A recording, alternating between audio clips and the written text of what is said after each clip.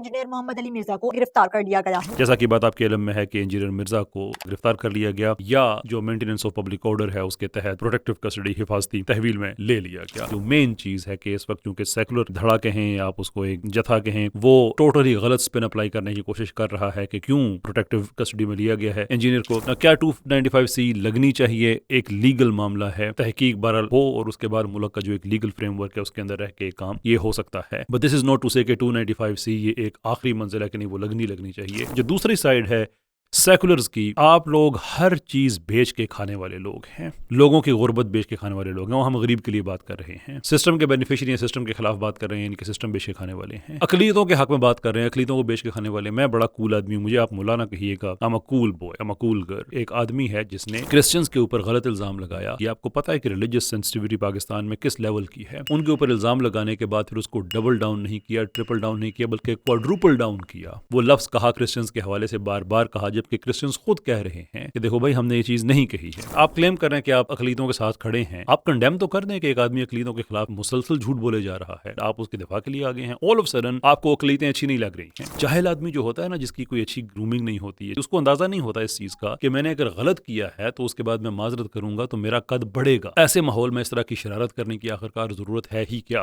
सबसे पहले जो उनका इल्जाम है कि ईसाई ऐसा कहते हैं। अगर पाकिस्तान की मसीही कम्युनिटी ये कहती है और इंटरनेशनल मसीही कम्युनिटी ये कहती है, नहीं ये व्यू जनरल नहीं है, किसी इंडिविजुअल का हो सकता है, किसी आदमी का हो सकता है, जितने बड़े बड़े उसके अंदर मसालिक पाए जाते हैं सब पे जनरलाइज कर दें कि वो सारे के सारे ऐसे ही हैं, तो ये बड़ी ज्यादती की बात है। क्रिश्चियनिटी की नेचर को आप समझने की कोशिश करें, ये वक्त के साथ इवॉल्व होती है। अगर किसी जमाने में ये व्यू रहा है तो क्या आज भी है? तो क्रिश्चियनिटी का किसी जमाने में हम जिन्स प्रस्तों के हवाले से और व्यू था, आज उनका और व्यू है। ये कह देना कि क्रिश्चियंस ऐसा समझते हैं तो आप ये कह रहे हैं कि ये उनके एक्सप्रेस अल्फाज नहीं है, ये सिर्फ उनकी समझ है। जो उनकी समझ है उसके ऊपर लफ्ज तो आप अप्लाई कर रहे हैं, तो क्या आप वही लफ्ज इस्तेमाल करेंगे? आपके पास कोई और लफ्ज नहीं था उस रसूल सल्लल्लाहु अलैहि वसल्लम के लिए जिसके लिए कुरान में आयत आती है, सहाबा के लिए आती है कि रसूलुल्लाह सल्लल्लाहु अलैहि वसल्लम के साथ ये लफ्ज इस्तेमाल ना करना बल्कि वो वाला करो कि फर्क रहे कि जानों का मालिक और होता है, ये फर्क रहे बीच में। तुम्हें कोई ख्याल नहीं आया इंजीनियर?